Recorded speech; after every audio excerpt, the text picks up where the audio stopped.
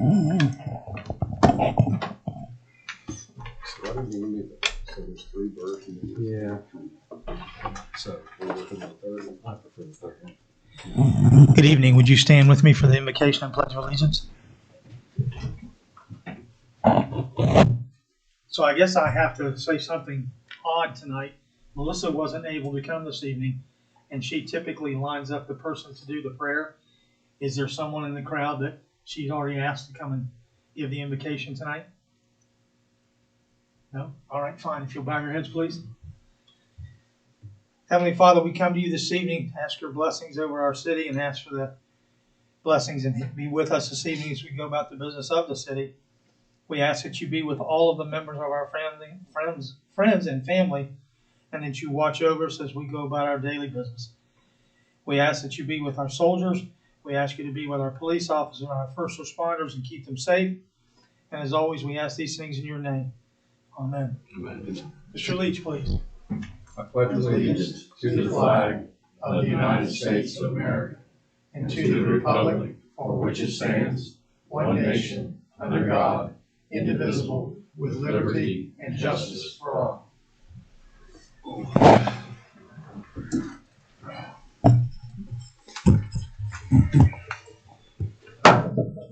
I'd like to call to order this regular session of the Vienna City Council for December the 9th, 2021.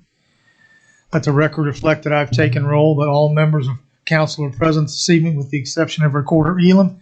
Having a quorum, we will proceed. The first thing on our agenda this evening is our public forum. We have 3 people who have signed up to speak this evening. So Brenda Powell, you will be first.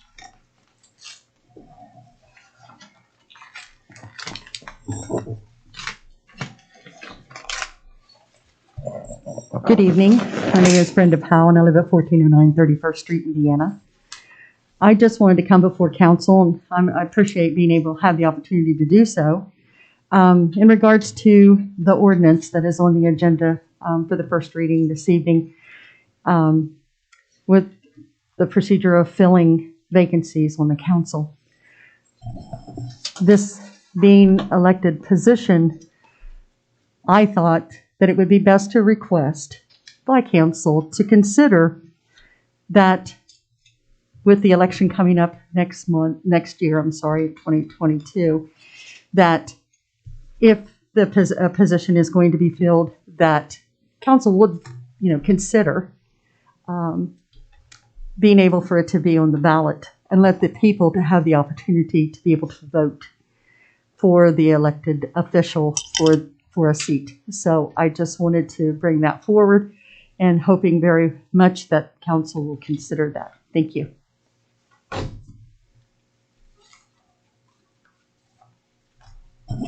Alice Goodwin.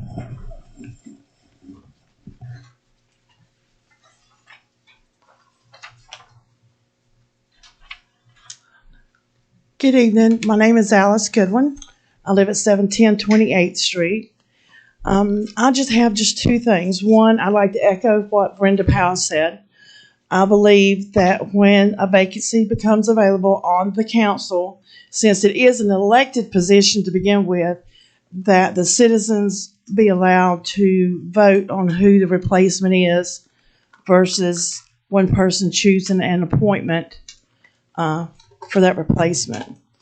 Even if it's an appointment until there is an election, that is fine.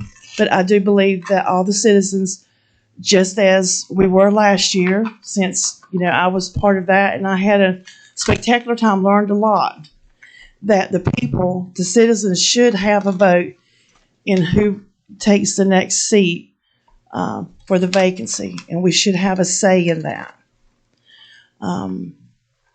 The second thing is that I haven't really heard anything else about this lawsuit with Mr. Metz against the city. I know it's probably not anything that anybody's going to really want to talk about, but I think that before anything is settled, that maybe the citizens, as well as, I don't even know what the council members know about this, is the outcome, because it may have something to do with the leadership of your department heads. as to what happened. But I would just like something to kind of be kept updated on the progress of it. Nothing personal about whether or not they won. The main thing is how much, if Mr. Metz prevails, how much is this going to cost the city? And in effect, how much is it going to cost us? Because eventually we are the ones who will be paying that bill. But other than that, that is it. Thank you.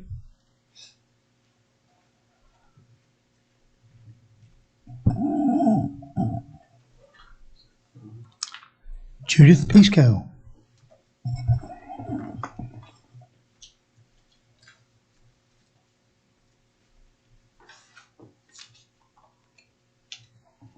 I'm here representing both my husband and myself.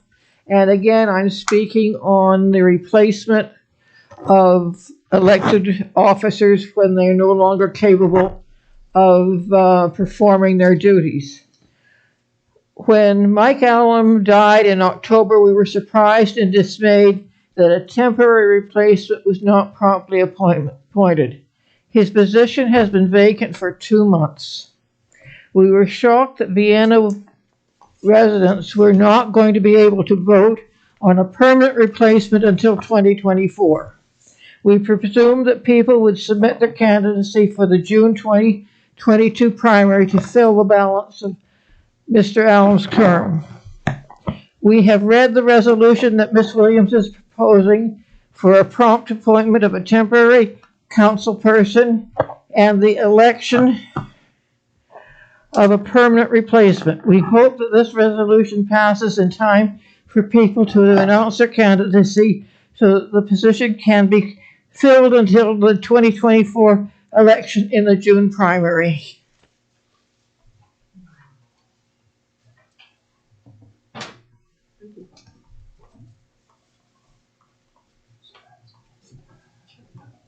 Thank you, Mr. Mayor.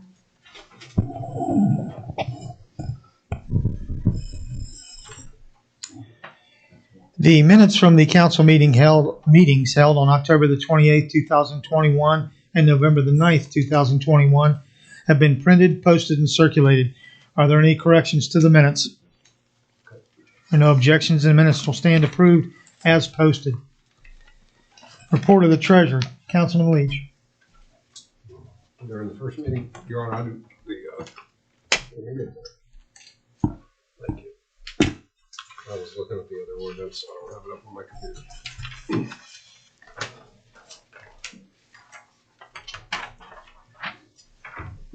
Reconciliation of funds for City of Vienna for December 6, 2021 has been presented.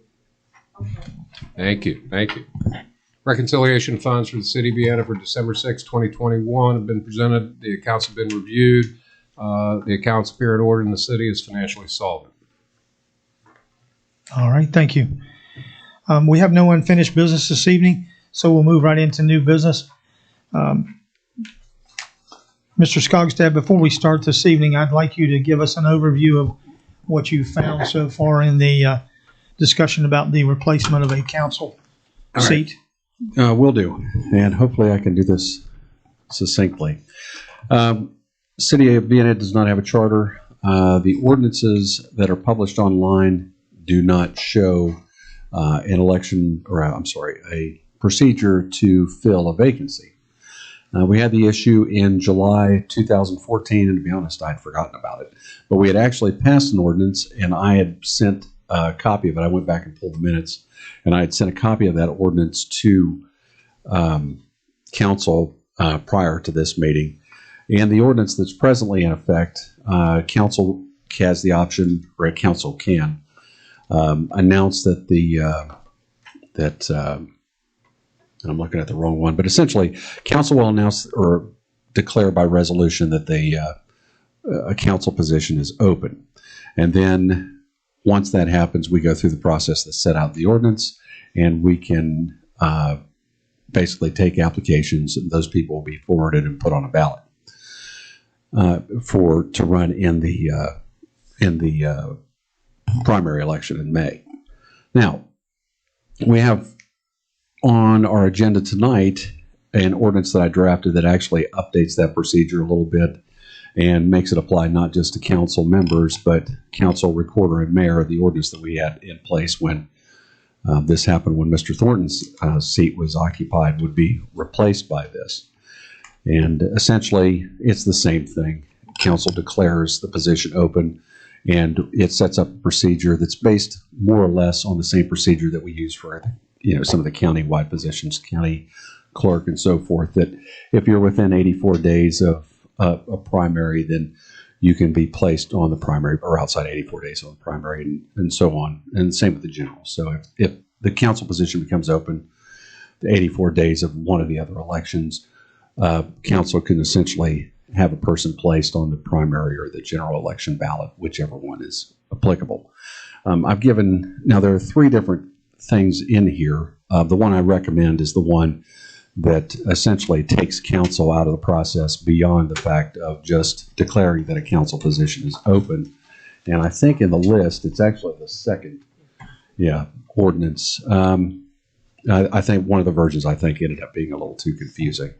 My recommendation is to adopt the new ordinance. We need 2 readings, and if we can get to it before January 10th, then we should be able to follow that procedure and place somebody on the ballot for the May primary, if that makes sense. So in identifying the ordinances that you gave us, the distinction. This is the original one. This is your rewrite. Yeah, the distinction is in under the vacancy time period. Yeah, this is not the correct one, or not the one that I recommend. In the vacancy, that should be the one you recommend. Yeah. Right the one that I'm recommending says if a vacancy occurs no later than the 84th day before the primary election held to nominate candidates to be voted for at the general election at which any vacancy is to be filled, candidates shall file their announcement of candidacy certificate in accord with the provisions and procedures prescribed in 103.03 for placement on the primary ballot. And then B is essentially the same language, but it says if the vacancy occurs after the 84th day before the primary, but not later than the 84th day before the general election, candidates shall file their announcement of candidacy certificate between the second Monday of July and on or before 12 noon on the first Tuesday of August of an election year, or if mailed, shall be postmarked before that hour, filed with the recorder certificate declaring him or herself a candidate for the office, which certificate shall be in form or effect as is set out in 103.03A with, and that should say for placement on the general election ballot. And like I said, that language mimics state code for some of the countywide positions. And then, my recommendation is to do that. And if we pass that ordinance on 2 readings, that should give us plenty of time to get somebody on the ballot for January or for May. Now, if you want, we can go with the ordinance that we adopted in 2014 that was done before. But this, there are some other things in this that are common to both ordinances, and it talks about what happens if a mayor, recorder, or council member is convicted of treason, felony, or bribery in any election before any court in this or another state. The procedure for removing that person from office, or becomes incapacitated in some way and so forth. And we don't have anything like that in any of our codes. We would have to go through the procedure set out under West Virginia Code 8510. And this should clean that up a little bit. Was that clear enough? You guys have any questions? How'd the 84 day, that's 12 weeks. It's like I said, I just used it because it was with a recorder. I was trying to remain consistent with some of the not recorder, the county clerk. Those numbers were made by the legislature. I just cribbed. Honestly, I was trying not to reinvent the wheel, and I just cribbed some of their language from their statute because the county and statewide offices have, although it's worded a bit awkwardly, have a very specific way for dealing with it. My thought was, if we're dealing with it and our statute mirrors the state, and if we have questions about it, we can call the county clerk, because Mark Rhodes deals with, and I hate to throw Mark's name out there. I did call him and ask if our July dates would work, for July and August dates would work for the ballot for November, and he said they would. They fall into the same time frame that you do for some of the other offices if they're open. So if there were questions, we would be in conformity with what the county uses, and there's somebody that has some knowledge there that could answer some of the more specific things. Okay, so I'd like to make sure that I'm clear on this, because our election is a nonpartisan election. Right. Whoever is voted in the primary will assume the seat for the rest of the term until 2024, and then they will, if they choose, run again for a full term or be replaced by someone for the full term. Yeah, depending on, yes. In this case, they would, yep.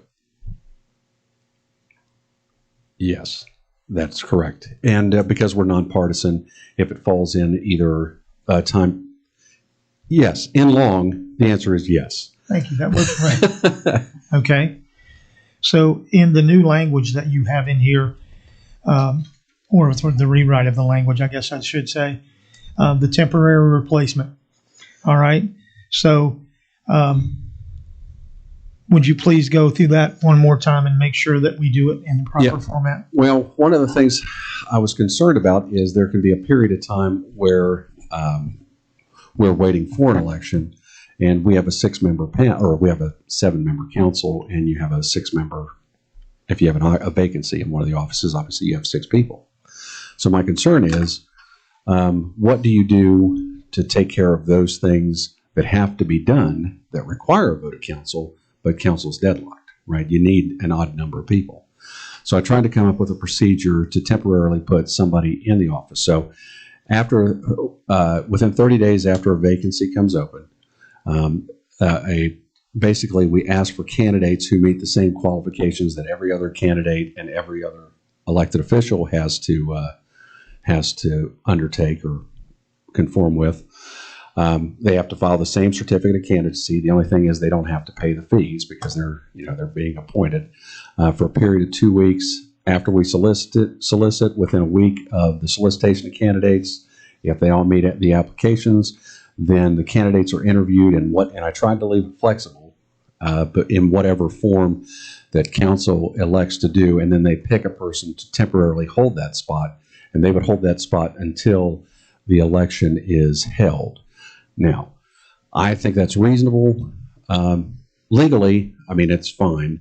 I think my reasoning is so you don't run into those situations where you have to have a tie-breaking vote. You can have one, and we don't just have a lot of things just go dead. The downside of that is the obvious one, because whomever council picks, it looks like council is endorsing a person as a candidate, and that's the danger of it. So that's, the upside is you have somebody that can be a tiebreaker, and the downside is, there is that appearance. But that is part of the second paragraph in this. So I have a point, with respect to this. So if the primary's in May, right, we'll have already been through the budget process, and that's probably the most difficult thing we do during the year, and having the potential to deadlock on a budget, which we have to pass, could create a completely untenable situation, right? Well, I think so. we would have to vote on the budget until it passed. There's no options. Right. And like I said, I think you're going to have, that's where the benefit of having the temporary person come in to take the placement. And also that the temporary person only applies where there's less than a year to serve in a term. And that's not the situation that we're in, but that is a situation that we could be in. But, you could have up to you have 364 days of a temporary person under our ordinance, a proposed ordinance, until that next election. But anyway, I hope that's just clear. You could have a tie vote if somebody was sick when you were. You could. There you go, thinking. You're absolutely right. But in 2 weeks, that person probably would be sick. But yeah, well, amen. Yeah. So, does anybody have any of you folks have questions? That was mine. All right. I hope I answered it. Good job. I appreciate it. This is an ordinance codifying the procedure for filling vacancies in council. Be it ordained by the Common Council of the City of Vienna that it hereby adopts the following ordinance for filling of council vacancies for the City of Vienna. If the mayor, recorder, or a council member is convicted of treason, any felony, or bribery in any election before any court in or out of this state, or is removed from office under the provisions of general law, or ceases to possess or fulfill any of the qualifications of a councilman as required by Vienna Municipal Code 103.04, or becomes physically or mentally incapacitated to the extent he or she is unable to properly perform the functions of the office, his or her office shall become vacant at the declaration of council by resolution. A vacancy occurring in the office of the mayor, recorder, or council shall be filled as follows. Temporary replacement. Within 30 days after the occurrence of the vacancy, the Vienna City Council, through the office of the mayor, shall announce in the same form and manner as required for noticing council meetings and agendas, the solicitation of applications for candidates. Only those candidates meeting the qualifications set out in Vienna Municipal Code 103.04 shall be considered. Solicitation for candidates will be open for a period of 14 days, including weekends and holidays. All candidates shall be required as part of the application process to file a certificate of candidacy declaring him or herself to be a candidate, as is required by all candidates who file for public office in the City of Vienna, in the form set out in Vienna Municipal Code 103.03, Sections A and B. The time restrictions set out in 103.03a are not applicable to this section for candidates appointed by the governing body to fill an unexpired term, but are applicable to those candidates who are filing for placement on the ballot for the next general election. Filing fees for the temporary replacement candidate, as set out in Vienna Municipal Code 103.03d, do not apply as a temporary mayor, recorder, or council member replacement. Within 7 days of closing the solicitation for candidates, the governing body shall interview each of the candidates in whatever form it deems appropriate and shall appoint one of the candidates by resolution to fill the vacancy for the unexpired term until the next general election or until the completion of the term if the term ends on the 31st day of December following the next general election. The person so appointed shall hold office until his or her successor is elected and qualified. You're next. 2, placement on general or primary ballot procedure. At the next general election, a mayor, recorder, or council member shall be elected for the unexpired term if the unexpired term is greater than 1 year. The governing body shall cause a notice of election to be published prior to the election as a Class 2 legal advertisement in compliance with the provisions of West Virginia Code.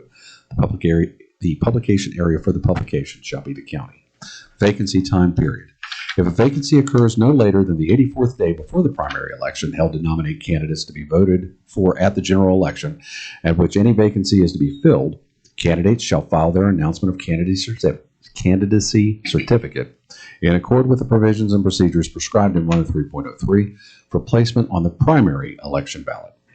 If the vacancy occurs after the 84th day before the primary, but not later than the 84th day before the general election, candidates shall file their announcement of candidacy certificate between the second Monday of July and on or before 12 o'clock noon on the first Tuesday of August of an election year, or, if mailed, shall be postmarked before that hour, file with the recorder a certificate declaring him or herself a candidate for the office, which certificate shall be in form or effect, as is set out in 103.03a, for placement on the general election ballot. Clear as mud, right? In reading your statute, as you've drafted it here, I do believe that the language that's in there that specifies the next general election needs to be clarified so that, because we are nonpartisan, that if it is filled in the primary, that it will be a permanent election. I don't want someone to come back with the argument that says your ordinance says the next general election. Okay? because if that's true, then it would have to be held until November. And because we're nonpartisan, it would be filled in the primary. Well, I mean, I would think that the language in there that specifies primary or general election would be sufficient, but I suppose you could put in, I could do an addendum that says, or an amendment that says, but general, paragraph whatever, general election means any countywide or statewide election.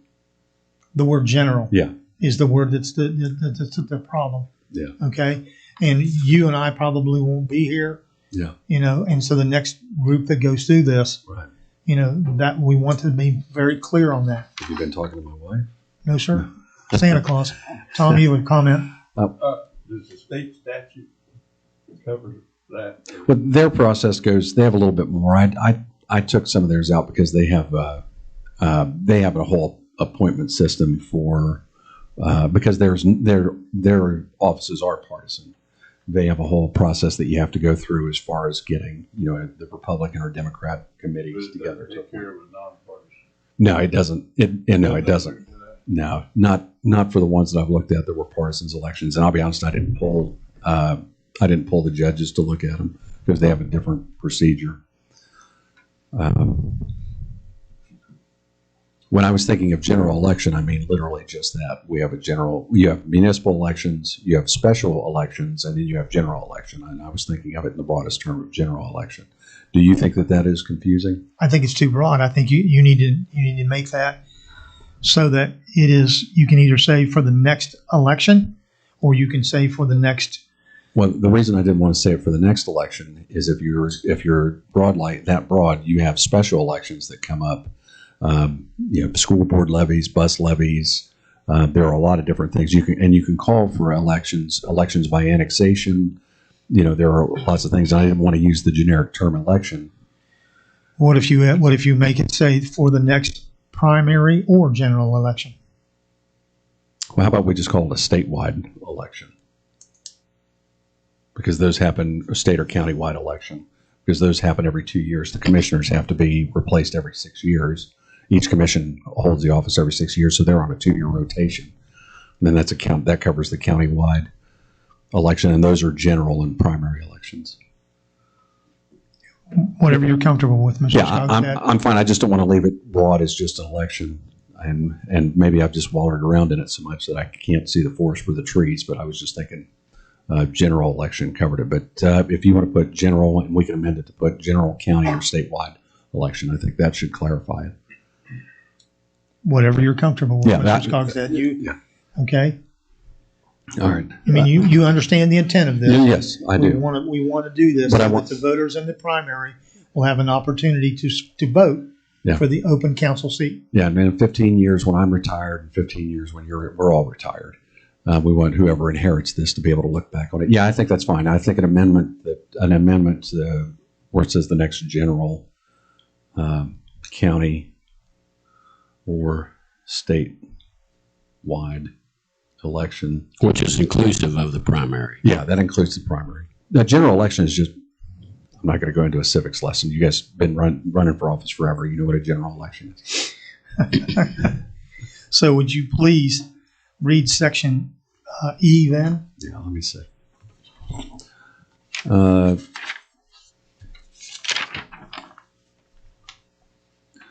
All right. Section E, paragraph 2, the time restrictions set out in 103.03A are not applicable to this section for candidates appointed by the governing body to fill an unexpired term, but are applicable to those candidates who are filing for placement on the ballot for the next general, county,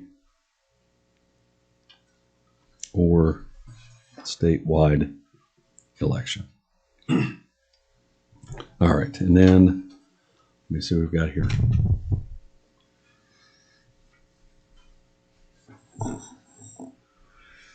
And we'll make the same change. Well, 2A. hold on, that's what I'm looking. Yeah, we can make the same change to 2A and 2B, the first sentence. First general, county, or statewide. election. And I don't think we need to do it in paragraph B because it makes the distinction in paragraph B. So there it is. So the process that we will do is I will ask for a motion for the approval of the ordinance in the form that it is written.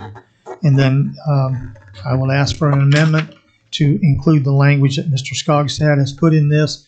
And then if that amendment passes, then we will vote on the ordinance as amended. If not, we will vote on it as presented. All right? Mayor, just Yes, sir. one other small thing. All right, The, Jim. first paragraph, under paragraph 1, vacancy in council, qualifications of a councilman, I think, We should change that to council person. or council member. Yes, either one. Let's just do this as one amendment. That'd be great. I agree. Let's just call it council member. Yeah. And then, was there another one in here? I didn't see it on. Okay. So let's All right, so move it as written and then I'll entertain a motion for the approval of the ordinance codifying the procedure for filling vacancies in council. So moved. Second. It's been moved and seconded that we approve the ordinance codifying the procedure for filling vacancies in council. Is there an amendment?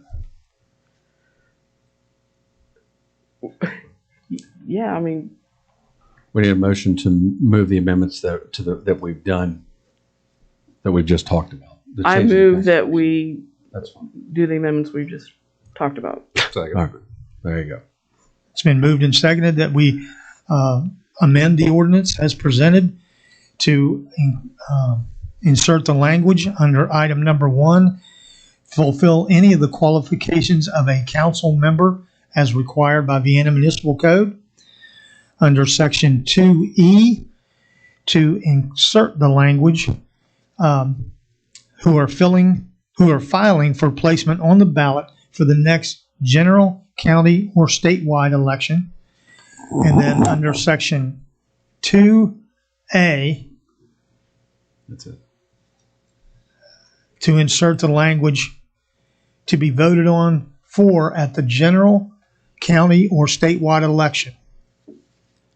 Is there any further discussion on the amendment? Hearing none, then I'll call for the question.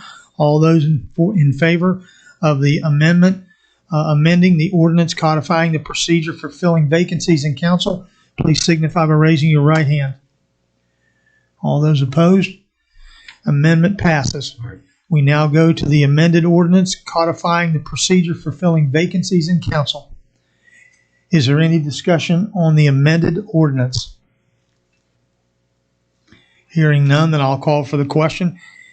Be it ordained by the Common Council of the City of Vienna that it hereby adopts the following ordinance for the filling of council vacancies for the City of Vienna. All those in favor, please signify by raising your right hand. All those opposed, motion carries on first reading. We will do the second reading at a special council meeting on December the 16th. We will be here at 6 o'clock to take up the second reading on this ordinance. And before we leave, let me have a photocopy of that so that I can provide for the next agenda the copy that has the corrections on it. It All right. incorporates the amendment. And then there were 2 other proposals. This proposal obviates those, so we don't need to consider those, and we can move to the next item on the agenda. I guess just as a matter of explanation, I was trying to be considerate of Mrs. Elam's feelings because she is the recorder for the City of Vienna. And the way that our ordinances are set up, the election process is basically headed up by her. And I know that she's had a, tough couple of weeks, months, whatever. And so I didn't feel like it was appropriate for us to dive right into this and find a replacement that she had to deal with. And so I don't think we've had any controversy. I don't think there's been any tie votes or anything. And so if I'm guilty of being considerate of a fellow human being, then I plead guilty to that. All right? But that's But- the reason why. Well, but also to explain why we had to do it, we're up against the time constraints that we have in our ordinances for filing candidacies. If we wanted to make it available to individuals to be able to run for office and clean up this process, then we have to have it passed before the January 10th, I believe, is the cutoff or the beginning of when the filing period begins for the city. All right, thank you. Yeah. So we move on to item 2 this evening. It's a resolution. It's a resolution approving a $10,000 sign-on bonus for new hire police officers who are certified as a police officer by the West Virginia Law Enforcement Professional Standards Subcommittee. Be it resolved by the Common Council of the City of Vienna that all new hire police officers are eligible to receive and will be paid a $10,000 sign-on bonus upon providing proof that he or she is currently certified as a police officer or training equivalent as determined by the West Virginia Law Enforcement Professional Standards Subcommittee of the Governor's Committee on Crime, Delinquency, and Corrections, and upon successful completion of his or her probationary period. Any officer is required to attend the West Virginia State Police Academy for police officer certification purposes is not eligible for the sign-on bonus. Further, this sign-on bonus only applies to new hire police officers and does not apply to officers who have resigned and been either rehired or reinstated as per West Virginia Code 8-14-20 or any other provision under the West Virginia Code or Municipal Code. This resolution will be effective beginning upon passage of this resolution. All right. So I'll entertain a motion for the approval of a resolution approving a $10,000 sign-on bonus for new hire police officers who are certified as police officer by the West Virginia Law Enforcement Professional Standards Subcommittee. So moved. Second. It's been moved and seconded that we approve the resolution approving the $10,000 sign-on bonus. Is there any further discussion? I have a question, Mayor, if I may. You do.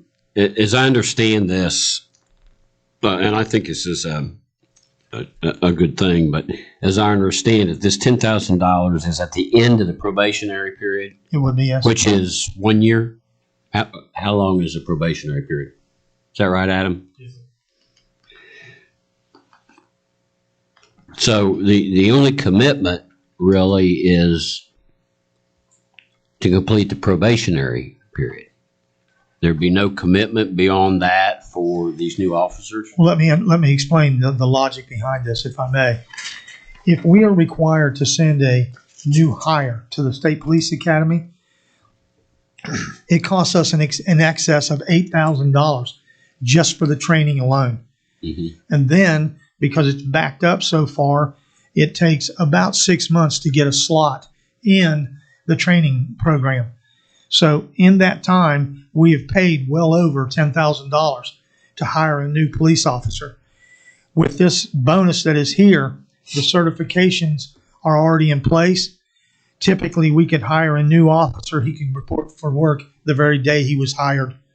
So we eliminate not only that training session that he has to do at the State Police Academy, but we also don't have to pay him for being on standby or learning things while a slot opens up at the academy. So, and $10,000 sounds like a lot of money, but we are going to pay that anyway to get an officer certified. And if this passes, then we gain that entire time period where that officer can actually be, on the streets. And effective. Okay. Okay, yeah, and I wholeheartedly support this. I just wanted a clarification on that probationary time. So, yeah, absolutely. Thank you. Yes, sir. And if I may, council has passed a similar resolution in 2015, I think it was, when I went back and pulled it. So all this is doing is updating what we've done in the past. All right. If there's no further discussion, I'll call for the question then. Wait, one second. Thank you. All those in favor of the resolution approving a $10,000 sign-on bonus for new hire police officers who are certified as a police officer by the West Virginia Law Enforcement Professional Standards Subcommittee, please signify by raising your right hand. All those opposed? Kim, I'm sorry, I didn't see your vote. I voted for it. I voted for it. Okay, I didn't see it. All right. All those opposed? Motion carries unanimously. The next item on our agenda this evening is a bid approval for the financing of the Parks Department Bobcat track loader with attachment. Councilman Leach. Sealed bids for the financing of a Bobcat track loader with attachments for the Parks Department were opened on Thursday, December 2nd, 2021 at 10 a.m. with the following results. United Bank, 3 years, 1.79%, 4 years, 1.95%. West Banco, 3 years, 2.40%, 4 years, 3.55%. After careful review of the bid proposals, the recommendation for council approval from the Budget and Finance Committee for the financing of the Bobcat track loader with attachments is United Bank, 3-year note, 1.79%. Funding for this project is City's General Fund 015406559. I'll entertain a motion for the approval of the low bid from United Bank for 3 years at 1.79% for the financing on the Bobcat track loader with attachments. So moved. Second. It's been moved and seconded that we approve the low bid from United Bank in the amount of 1.79%. Is there any further discussion? Hearing none, then I'll call for the question. All those in favor, please signify by raising your right hand. All those opposed, motion carries unanimously. Items 4 and 5 have been removed from the agenda this evening. Mr. Leach, would you like to give an explanation, or do I need to do that? Well, the explanation, they were removed from the budget and finance because we could not identify those vehicles as being available for purchase off of the state contract. Is that right? And that is correct. That's what I recall. All right. So we've pulled those back. We're actually going to go out and solicit bids for the same 2 trucks, but it will be done as a normal bid instead of the bid through the state process. The state contract this year is for Fords, and so obviously you can't buy a GMC in replacement of a Ford. So we'll bid it out and come back at a later date. That concludes our agenda this evening. Mr. Azinger has some comments he'd like to present to council. Thank you. Oh, I'm sorry. Thank you. This is not what I want to talk. One thing I think we ought to consider maybe is getting a city charter. Somebody told me today we were only one of 2 municipalities in the state that don't have. That's not what I'm going to talk about. But anyway, Craig Metz was here a couple meetings ago and said that, we've kicked this water and sewer thing down the road until the can's so dented you can't kick it anymore. It's I read in the paper a couple of weeks ago, Belpre was doing a bond issue, and their average interest rate was going to be somewhere around 3.25% for $40,000 for 37 years. And I think that the state of West Virginia only allows 30 years. But the difference in the payments would be minuscule going from 30 to 37, because when you get out that far, you don't save that much money. But the advantages, I don't know exactly how much we need, but it's maybe $20 or $30 million. Maybe I just don't know. We can ascertain that, I think. The advantages of doing it now are the interest rates are a historically low rate. They're lower than they've been in a long time, but everything I've heard and talked about, they're projected to go higher. So the cost of doing this work would never be lower. At least that's my opinion. After federal money comes in from the infrastructure bill, starts flowing in, contractors will be busy, and the supply and demand theory will kick in, and it'll be more expensive. I was talking to somebody today who's extremely knowledgeable on this stuff, and he's told me that, you know, if we could do something in the next 6 months rather than the next 2 years, we'd save upwards of 20-25% the cost of the construction. I think West Virginia is going to get about $6 billion from the infrastructure bill, and I would say that we ought to get at least, I don't know, 1.75 million, somewhere along in there. The repairs to the existing water and sewer lines are becoming more frequent and necessarily more expensive. A couple things we need to know. We need to find out what our outstanding indebtedness is, and I don't think it's that much. We need to know if we get some money from the State Development Fund. Put Roger in charge of that. Estimated cost of, and we need to know, I think we ought to go for broke through the whole city. And, you know, one of the things, if we keep getting the reputation that our water and sewer lines aren't dependable, then that's going to affect our property values. So I'll conclude with today's low interest rates and rising construction costs. I don't think there will ever be a better time to do this than now. Let's strike while the iron's hot. I think it's something we really, really need to consider.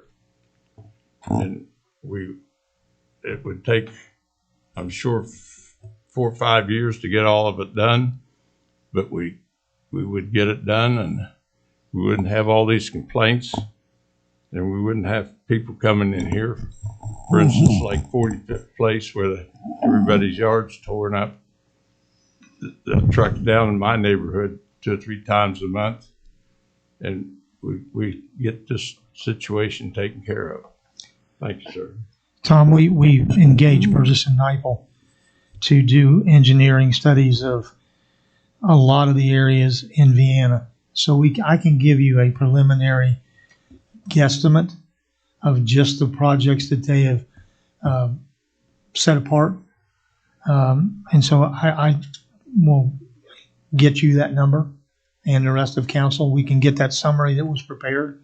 The utility board has it. And so, you know, it's interesting, the concept that you're talking about.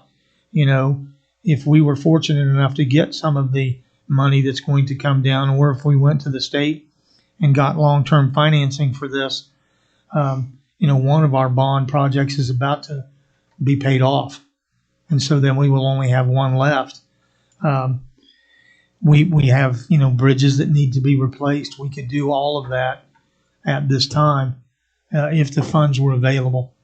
And so I will definitely get you those numbers and give you a basis for you to start thinking about what projects. If we do them all, then that's fantastic. But we'll have to get some numbers together so we can keep the public informed and, you know, let everybody, you know, see what's on the horizon. Well, I hope there's a general interest in at least exploring it. I have a question. Yes, ma'am. Are you suggesting, like they did in Belpre with the $40 million that they did, that's a bond initiative that the voters then would decide? Yeah, they're called revenue bonds. And right. There's a dedicated income stream to pay off the bonds. And the reason they're attractive to buyers is because everybody wants water and sewer, and they ain't going to go to Walmart to get that.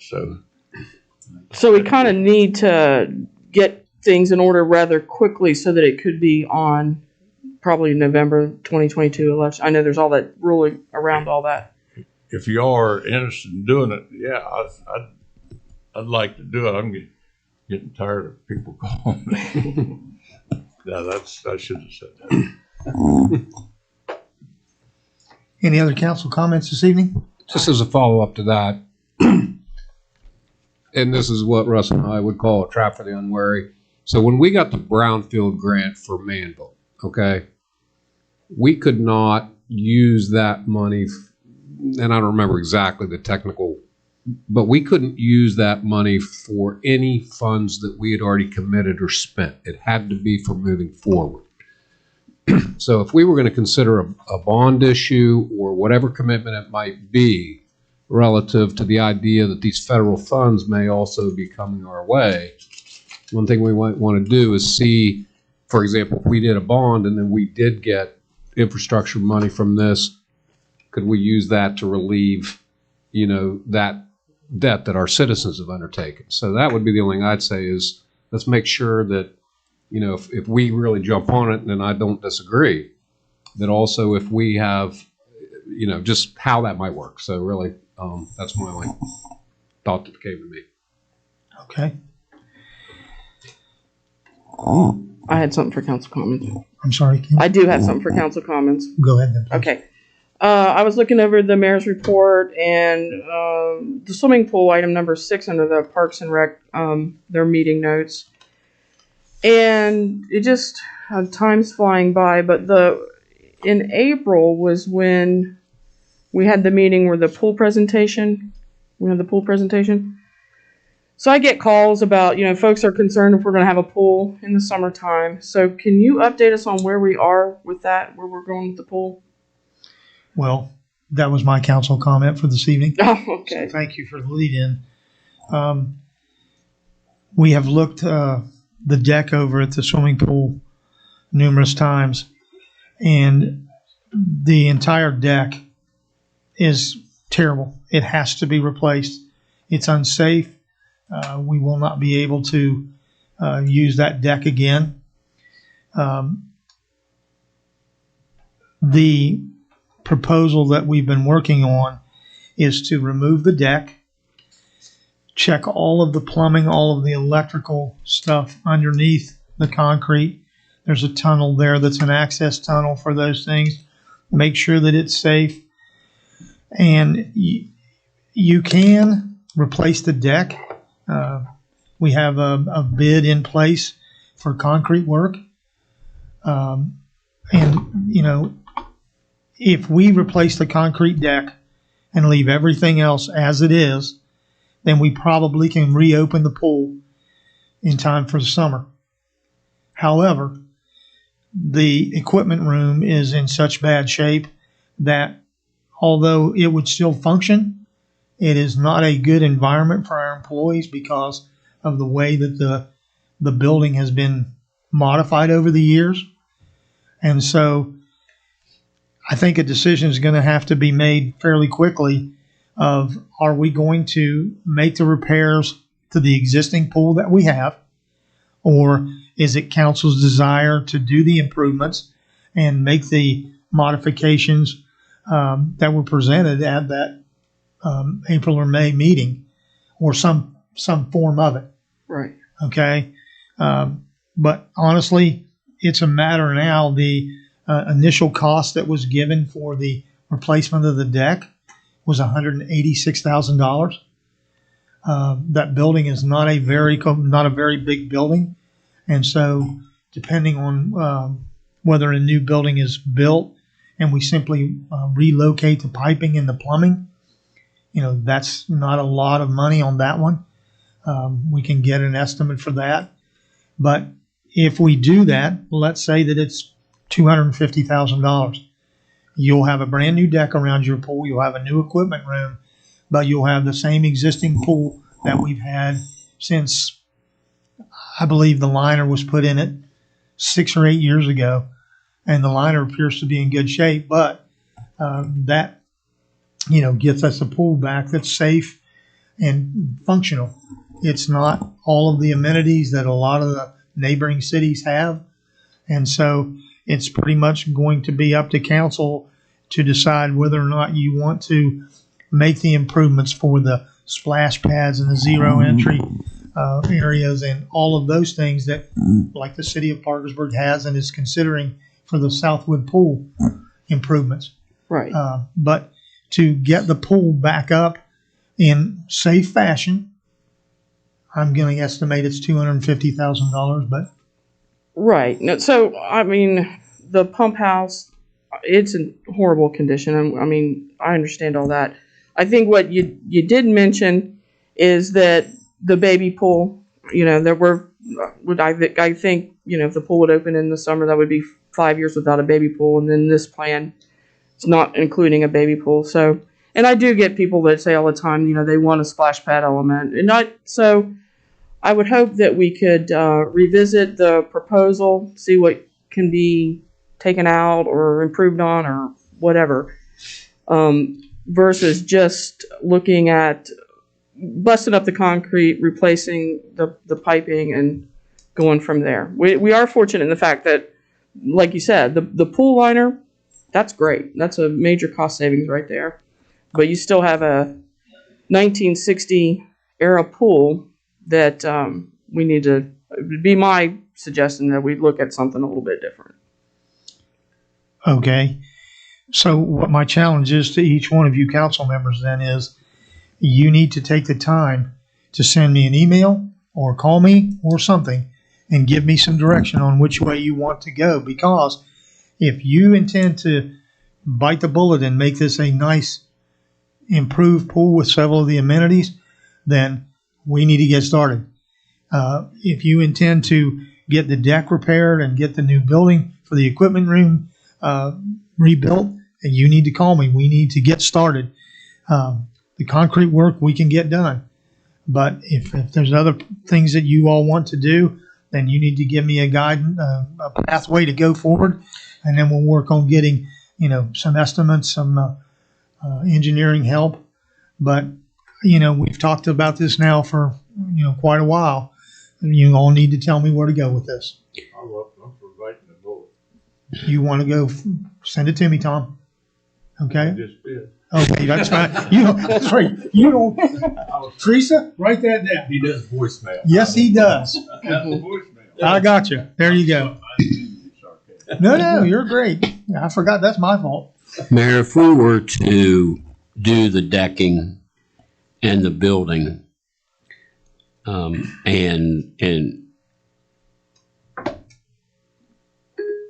do the rest of it as were proposed, I guess I'm saying in phases. Do we know, would that new decking, would it have to be disrupted? If you see what I mean? If we were, and honestly, for me, I would prefer to do this in phases. And the reason for that is there's such a large area on the hillside side of the pool, that large deck, and we still have that semicircular area that's grass. All right. When we replace the deck of the pool, extend the plumbing out. Even if you have to cap it off and leave it, you can obviously go back in, attach whatever hardware you need to make the sprayers work, the slides work, all of that stuff for your splash pads and your play areas, because they typically mount right to the deck of that. And as long as your plumbing is there and we can, do that, then that could be done at the time the concrete work was. Sure. Oh, absolutely. Yeah, you'd want to plan for future expansion, okay? Because it's a big deck. That is a huge swimming pool. And with no water in it, it looks even bigger. But, the estimate that we got in May was $3.5 million. And we've got to make some decisions on how we want to go with this. And it goes back to that old argument again. The swimming pool would be out of the general fund. All of the work that Tom is referring to with all of the infrastructure would come out of the enterprise fund. All right.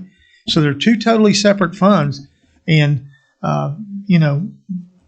we'll just have to look at it and see what the citizens want. And it may be something that we need to have, a public hearing or a public meeting and invite people to come in and say, hey, I'd like to have the full run, or I'm okay with just the swimming pool as it is. And we continue on, or we do it in phases. But, we're almost into the new year now, and we have to get started if we're going to do this because, we're going to run out of time. So I don't know how hard and fast that was more of a concept drawing, and we didn't have any numbers on any of that stuff. I think, for me, there's just once again. I mean, just to say $3 million, that may or may not be anywhere. If we did the whole thing that was proposed, that may or may not be. I mean, in the ballpark. I don't know. It's been a while, but that wasn't really a hard and fast thing. Well, I know that the country club just recently redid their swimming pool, and they did phenomenal improvements to that pool up there. They completely redesigned their filtration system. They put in a zero entry pool. They did a lot of improvements to their lighting. The pool is really nice. And speaking with the people that did that one, if we did what the country club did, it would cost us $600,000. All right. So there's a wide spectrum of whether you want to have an aquatic playground or whether you simply want a zero entry pool for the baby pool for the younger people to be on it. I mean, there's all kinds of things. It's just how much money do you want to spend? But the whole issue for me is if we're going to repair the pool so that it can be open for this next season, we need to get started. Okay, the deck is unusable. If we, I agree with you 100%. I mean, if we bit the bullet, as Mr. Azinger says, you're kind of in the same situation that Parkersburg was in several years ago, which is you just don't have a pool for one season, but then you're done. You're good to go. And I think that worked out really well for Parkersburg. I know there was a little hitch at the beginning when they reopened, but it was a phenomenal thing for them. And I agree. I think that's the thing. If we're going to do the full expansion, then you probably are going to be without a pool this summer. If we're simply going to rebuild the deck and a new pump house, I think we can get that done. All right. And if we do it in phases, we can certainly rebuild the deck. We can get the new pump house in, and then we expand it however you want. Obviously, the one-shot deal where you get it all done and then you have the opening would be probably the most convenient, but that means we don't have a pool for a summer. And, I know with COVID and all the things that we had, there wasn't a whole lot to do. That pool's an important part of Vienna. Mm-hmm. So, we'll just have to take that all into consideration. I have one last question about this. You said the money could come out of the general fund, what I'm assuming you're like capital reserves. Is that what you're referring to? We do have funds there. Yes. Okay. And I've heard this said before, and I assume it's true, that it's also possible to finance that for 20 years or whatever. I don't have the answer to that. Okay. I know the city of Parkersburg, there is a grant, and I can't tell you the name of it right now, Kim, but it deals strictly with recreational programs. Mm-hmm. We've gotten them in the past for smaller things. There's a program, and it's there's a program out there, and I know that Parkersburg is going to apply for that grant. Okay, there was a considerable amount of money in that pool. Sure. When I say that pool, I mean that pool of money. Yeah, they did it was about $1.5 million when it was all said and done with. When you say it, you could finance it. The entire pool project. Say if it ended up being $1.5 million, $2 million project, instead of taking that out of capital reserves, okay, to finance it, just like we finance a truck or whatever, a piece of equipment, and so that makes it a lot, more cash flow wise, budget friendly. I mean, it depends on what the interest rate is. If your interest rate is lower than what you're getting on interest in your sweep account or your reserve, that would make sense. I mean, just to go back to like when Mr. Azinger said, I mean, we're at historic lows in interest rates. Yeah. For now. But hey, lock it in. Anyway, please send me your suggestions because we need a direction to go, and I would like it soon because I'm certainly not going to get started until someone tells me we want to go full bore, we want to make improvements and get it back open this summer. So please let me know that. All right. Mayor, you mentioned. Let me just go ahead, Jim. So if you talked about phasing this in so that we don't lose the pool for the summer, and we jump on it, get the deck done, get the pump house done.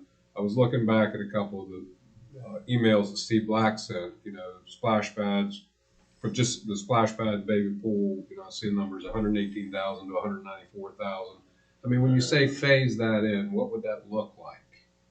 Whatever In you your want mind. it, whatever you want it to look like, Jim, because it's one of those things where, a baby pool's an important thing, but a zero entry pool will do about the same thing. And that's kind of what I'm saying is, can we phase this in a way that we don't lose our pool for a summer, that we don't take 2 steps forward and then 1 step back because we have to retrofit what we fixed in a progression that's efficient, and we don't, and it just builds on itself, and we don't lose ground in the process. That's, because I think that losing the pool for a summer is a big deal. And I think that also if we can incrementally do it, and pay as we go, although, we approved an interest rate tonight of 1.79%. I mean, now this, funding for that's going to be over a longer term, and we're probably going to have some balloons or variables in financing that can change. But that's what I'd like to see, is not lose the pool for a summer, not lose ground in progressing and phasing it out. And I just don't remember everything. And I think maybe if we have, some of the plans have been presented, if we can get a finer point on that, that's what I'd like to see. And There's my voicemail. There you go. You don't count. You either. Okay. Doggone it. At that point, we would engage an engineering firm, because the whole point of this thing is to build it so that we could do it in phases and make sure that we had a plan of how you want to do this as far as location and all that goes. Yeah, and that's why I ask about disrupting what was already done to move on to the completion as it was somewhat presented to us. Yeah, but the beauty of a swimming pool is you're simply moving water. All you do is have a pump and lines, okay? So you can install the lines and simply cap them off, and you're good, or you can do whatever. But that and that's why building a new pump house would not be an expensive proposition, because you simply move the lines. So if we just did the concrete work that you're talking about in the pump house, who would do that? Would we do that in house, or we would contract the concrete work to be? We already have a concrete bid, because we have a bid for a year. Right. Based on square footage. I know what that is. All right. Mm-hmm. Once the deck is off, then our public works department could install the new lines, because it's just pipe. Okay. And then depending on, how we built the pump house, we would probably have to go out for bid for a contractor to build that. And, and then we already have the pump, we have the line. Right. So here's my question though. I hate to be the killjoy on this, but I've let it go on a little bit. We probably, with the amount of discussion that you're going, there's probably a lot of people that might be interested in this.